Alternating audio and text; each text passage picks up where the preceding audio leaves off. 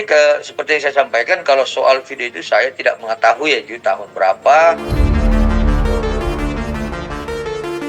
Kemudian di dalam, kalau nggak salah itu sumpah dokter ya, bahwa sesama profesi dokter itu adalah saudara sekandung, rekan sejawat. Kedekatan ini, sehingga ya seperti yang saya sampaikan tadi, membuat klien kami ini ya jatuh dalam jurang gitu, karena kepercayaannya.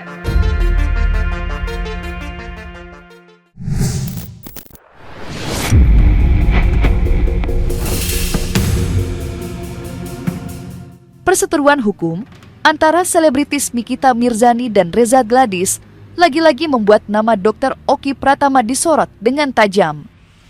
Bagaimana tidak, usai menangis terseduh-seduh membela Nikita di persidangan, kini justru muncul di sosial media sebuah video yang diduga berisi Dr. Oki sedang bersama dengan Reza Gladys dan suaminya atau Bah Mufid. Yang mencolok perhatian publik, Dr. Oki tampak begitu akrab dengan Reza dan Mufid. Seolah membenarkan tudingan pihak Reza yang menyebut Dr. Oki diduga berperan sebagai jembatan dalam perputaran perkara itu. Lantas, bagaimanakah tanggapan pihak kuasa hukum Reza Gladys? Serta benarkah pula kasus dugaan pemerasan dan tindak pidana pencucian uang ini tidak merusak hubungan Dr. Oki dan Reza Gladys?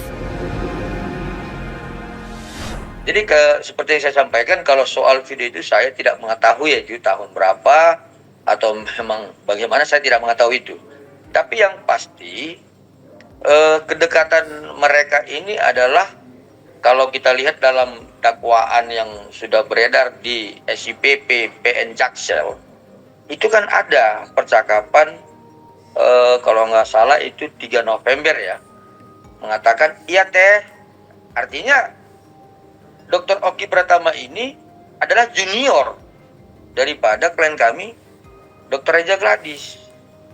Nah kemudian saya lihat percakapan mereka itu, mereka sering sharing ilmu gitu, baik bisnisnya, baik tentang adanya pertemuan-pertemuan, kemudian ada apa ya istilah mereka ya, kalau ke dalam hukum kami nih seminar hukum dan sebagainya lah gitu. Kalau adoptif duga juga itu adalah jebakan dari DRG. Jadi DRG pun ingin melakukan jebakan ke Doktif karena 3 kali berusaha untuk menemui Doktif di rumah tapi tidak berhasil.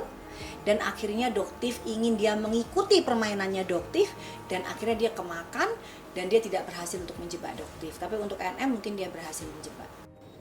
Pernah klien kami menunjukkan salah satu percakapan antara Dr. Oki dengan Dr. Reza. Awalnya adalah Dr. Oki Pratama ini menghubungi klien kami Dr. Reza untuk berkenalan. Nah itu pernah ditunjukkan oleh klien kami. Kemudian lanjutannya antara klien kami dengan Dr. Oki Pratama ini semakin dekat, khususnya terkait dalam bidang mereka berdua sebagai profesi seorang dokter estetika dan kemudian sebagai pengusaha asuransi dan farmasi, dalam hal ini adalah produk skincare. Kemudian di dalam, kalau nggak salah itu sumpah dokter ya, bahwa sesama profesi dokter itu adalah saudara sekandung, rekan sejawat. Ya jadi kedekatan ini sebenarnya yang menyebabkan klien kami ini diarahkan ke sana, diarahkan ke sini. Ya, jadi kalau ada yang mengatakan bahwa Dr. Oki Pratama dengan Dr. Reza dulu dekat, ya kami katakan itu benar. Cukup mengejutkan memang tersebarnya video keakraban Dr. Oki dengan Reza Gladys dan atau Bah Mufid. Apalagi Julianus Paulus Sembiring sudah memberikan konfirmasi bila sang klien memang menjalin hubungan cukup erat dengan Oki Pratama. Namun lebih lanjut, Julianus pun menjelaskan pula bahwa kedekatan itulah yang kini membuat Reza terjatuh dan diduga menjadi korban tindakan yang melanggar hukum. Lantas, seperti apakah penjelasan Julianus Sembiring soal keterkaitan kedekatan Dr. Oki dan Reza Gladys dengan perkara yang sedang berjalan di persidangan?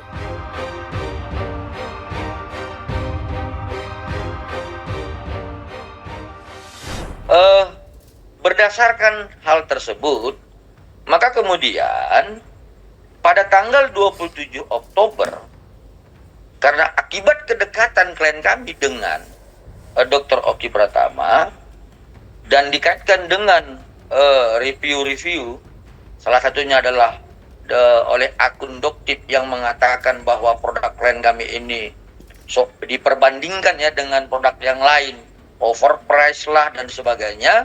Lalu klien kami sebenarnya ini menghubungi awalnya Dr. Oki Pratama terkait tentang konten atau review dari akun Doktip, ya, bukan terhadap review atau kontennya terdakwa Nikita Mirzani, ya. Jadi kenapa klien kami ini menghubungi Dr. Oki Pratama? Karena kedekatan itu dulu, ya. Kemudian di dalam, kalau nggak salah itu sumpah dokter ya, bahwa sesama profesi dokter itu adalah saudara sekandung, rekan sejawat. Sehingga kemudian dengan kedekatan dan kemudian dengan narasi rekan sejawat saudara sekandung, wajar kan klien kami itu menghubungi Dr. Oki Pratama untuk mempertanyakan apa sih saran dan nasihatnya terhadap masalah yang menimpa klien kami. Walaupun sebenarnya apa yang disampaikan dalam narasi-narasi atau review-review akun atas nama Doktip itu tidak benar, tetapi kan sebagai sesama profesi dokter, dia mempertanyakan itu siapa, kenapa dia memperlakukan seperti itu kepada saya. Tapi pada ujung-ujungnya Dr. Oki Pratama, sebagaimana yang kita lihat dalam dakwaan jaksa penuntut umum, ya, pada tanggal 27 Oktober itu mengarahkan klien kami untuk berjumpa dengan terdakwa Nikita Mirzani. Namanya statement orang kan terserah dia mau ngomong apa kan terserah aja. Tapi kan bicara hukum, bicara pembuktian kan. Jadi jangan melampaui pihak kepolisian lah. Kita ini baju advokat, bukan baju polisi. Kalau mau jadi polisi, jadi penyidik ya rubah baju aja, nggak usah jadi advokat, jadi polisi aja. Kok mau mentersangkakan orang? Sejak kapan advokat mentersangkakan orang? Nggak ada tuh cerita kayak gitu. Kedekatan ini sehingga ya seperti yang saya sampaikan tadi, membuat klien kami ini ya jatuh dalam jurang gitu. Karena kepercayaannya, ya saya ulangi, kedekatan ini menyebabkan adanya sebuah kepercayaan yang sangat mendalam ya oleh klien kami kepada Dr. Oki Pratama.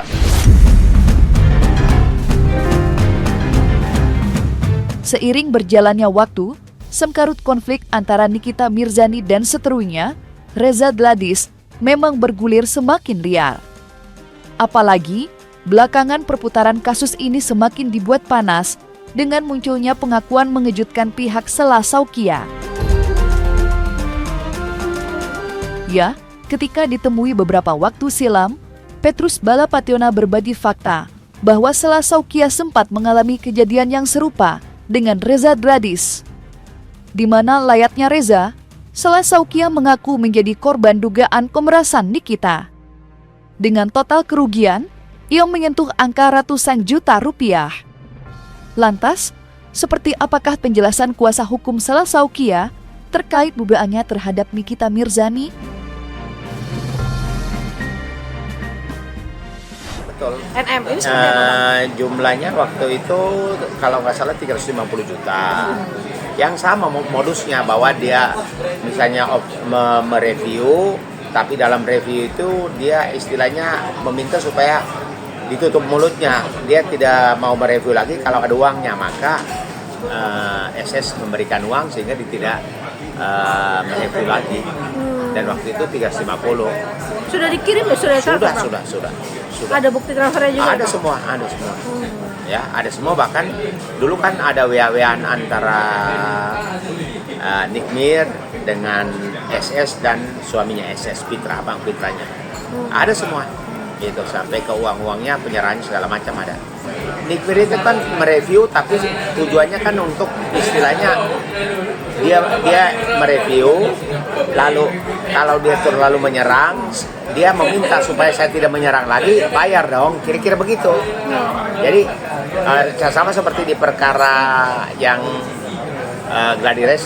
Reza Gladys itu kan, RG itu, dia berkomunikasi dengan apa namanya, asistennya itu, dia kasih kode bahwa harus cepat kirim supaya saya tidak review lagi, saya sudah pegang produk-produknya yang bermasalah. Jadi tujuannya menakuti dan meminta uang, gitu loh. Sama SS pun sama, dia nakut-nakutin meminta uang, gitu loh.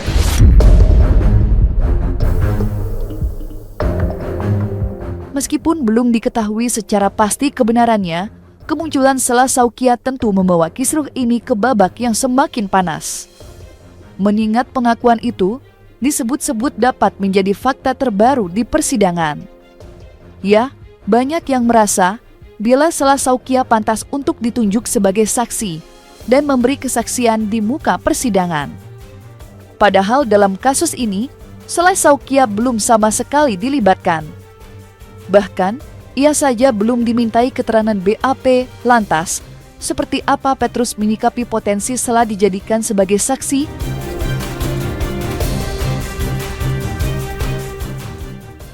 Kalau jaksa ingin mengajukan saksi tambahan, ya SS bersedia menjelaskan bahwa perbuatan Nikmir itu bukan hanya ke RG saja, ke siapa ini, SS juga ada. Nah, cuman yang melapor di Polda waktu itu kan, dan Nikmir bisa ditahan dalam perkara RG-nya, Reza Gladysnya kan, gitu. Nah, Bang, apakah nanti pengajuan saksi baru ini pas lagi di persidangan bisa dilakukan, Bang? Tergantung jaksanya, Oke. tergantung pembuktian jaksanya dalam persidangan. Tetapi prakteknya biasanya orang menjadi saksi di persidangan dalam satu perkara pidana harus sebelumnya sudah di BAP penyidik. Nah, SS ini kan tidak pernah di BAP, tergantung jaksanya mau mengajukan saksi tambahan di luar BAP atau bagaimana, tergantung. Jadi itu bisa terjadi ya, Bang, kalau Bisa memang saja terjadi dalam praktek peradilan, bahwa semua saksi yang diajukan di persidangan itu bukan hanya dalam BAP, tapi saksi yang belum di BAP pun boleh itu dalam praktek, gitu. Bang, ada kekhawatiran nggak sih nantinya nih Abang sudah membongkar ini, pihak NM akhirnya nanti membuat laporan baru juga ke pihak SS, gimana Bang? Ya ini Sudah kan siap? faktanya ada. SS nggak takut. Kan dulu sempat beredar WA-WA antara SS dengan Nikmir, Nikmir dengan suaminya SS, ada semua. Gitu. Jadi semua datanya ada, gitu loh ya. Gini ya, oknum mafia skincare ini kenapa sih kok nggak sadar diri gitu? Kalian ini udah ngambil ratusan miliar uang masyarakat, triliunan loh, ya. Sedangkan teknik kita ini mengungkapkan, menyuarakan kebenaran dengan caranya dia yang barbar seperti itu. Ini emang caranya dia, gitu. Tapi yang Doktif lihat untuk kasus kali ini beliau terjebak saja, seperti itu sih.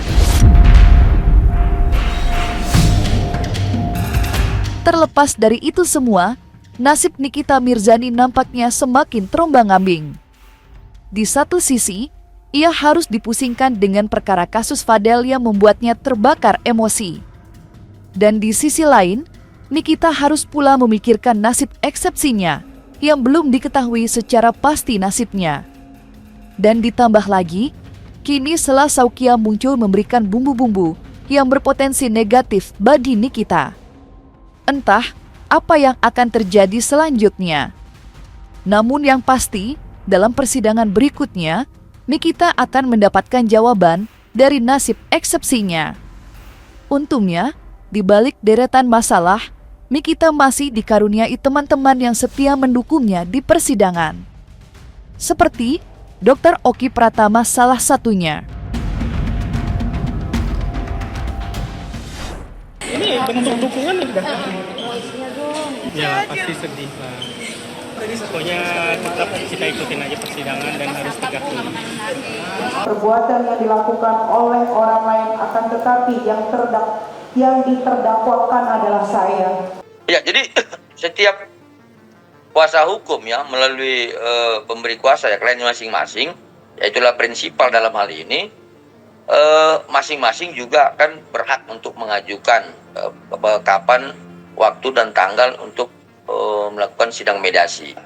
Kemudian sampai dengan lewat tengah siang hari tidak ada ya keputusan untuk melaksanakan sidang mediasi. Jadi itu kami lihat terjadi karena adanya dua persidangan yang saling berbenturan waktu. Terima kasih banyak udah dukung aku. Semoga masalah ini cepat selesai. Semoga gantian Reza yang masuk penjara. Aku juga mau bilang makasih buat Bang Fahmi dan tim lawyer. Bang Fahmi tadi aku juga pas dia bacain SFC aku sempat nangis karena aku lihat dia itu kayak papaku gitu. Aku lihat dia baca SFC itu kayak aku ngelihat ada sosok papaku di situ.